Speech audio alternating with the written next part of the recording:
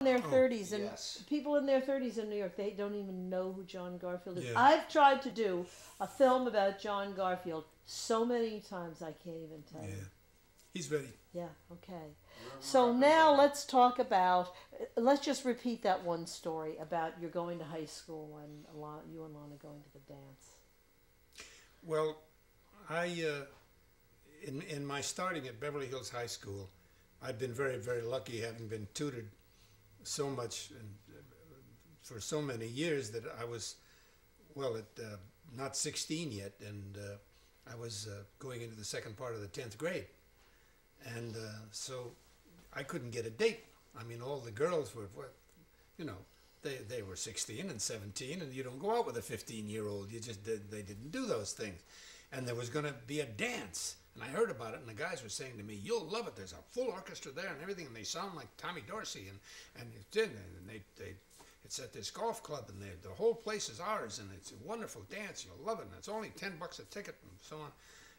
And I just, I couldn't get anybody to take as a date.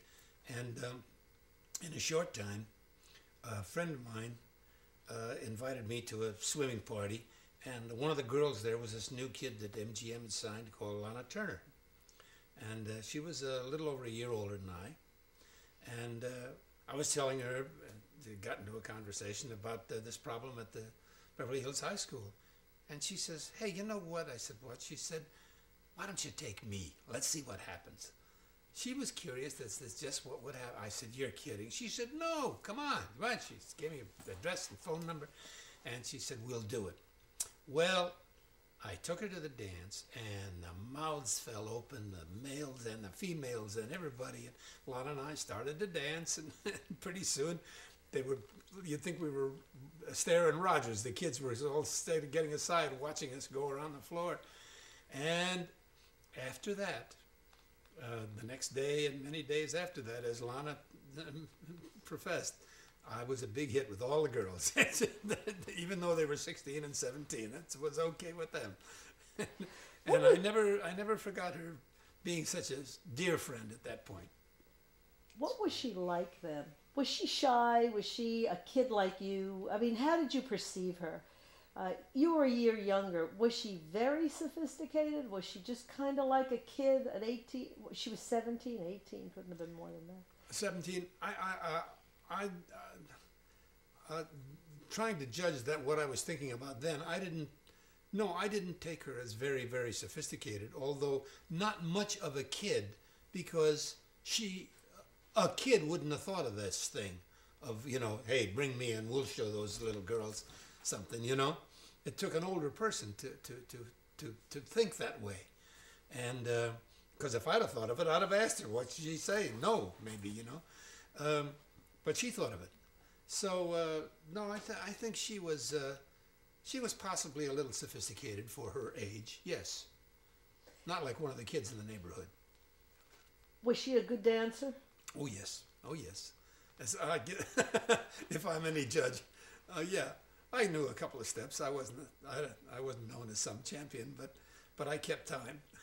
But you were trained also at the studio to dance, right? The studio taught you how to do all of those things. Tap dancing, yeah.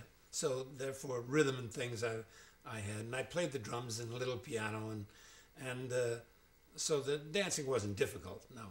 Right. Well, you know what Del Armstrong told me, her makeup man? He said that he had been assigned to Greer Garson, and Greer Garson kept the set completely unheated, dark. No one was allowed to read the paper. No one was allowed to go to the bathroom. And so when he got a call to come and do the test with Lana Turner, because the first test she didn't look very good in, he said he never left because she'd have the record player on. It was a fun set to be with her. Yeah, yeah. So she has obviously, you know... She was fun to work with in the one picture we did together. You know, we didn't do all that much together. We did 3 or 4 scenes in Ziegfeld Girl, but they were a joy to do, and I looked forward to them each day because she knew what she was doing, and she liked what I was doing, and it just worked very well. And how about Jimmy Stewart? What was he what was he like in that movie? I had one scene with Jimmy. He was playing the piano, and we had a little dialogue together. And I was told he's a new kid. They've just signed here. And I guess Jimmy maybe was, what, probably 22 or something, or 23, handsome young guy. Very, very nice guy. I can remember everybody liked him. That's for sure. Everybody liked him. And Judy, Lillian Burns told me about Ziegfeld Girl, and she said that Judy would come into her office and cry and say, why is it that when Lana comes on the set, all the crew guys whistle and everything, and when I come on the set, they go, hey, Judy, how you doing? Like, she wanted that. She wanted that glamour.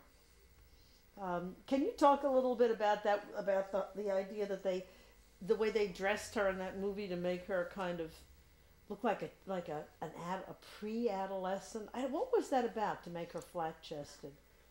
Well, the whole point of Judy was developing, as a lot of 14-year-olds do, and at 15 and 16 she could have been quite developed, I guess.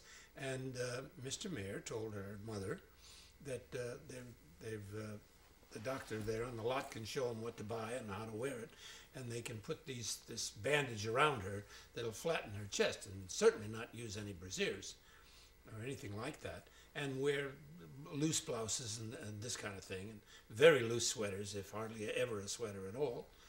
And it wasn't anything Judy was very proud of. She was rather ashamed of it, but that's the way it was, and probably that's why a lot of the guys on the set would say, hi, Judy, because she came in with the shirt on and Lana came in with something else on.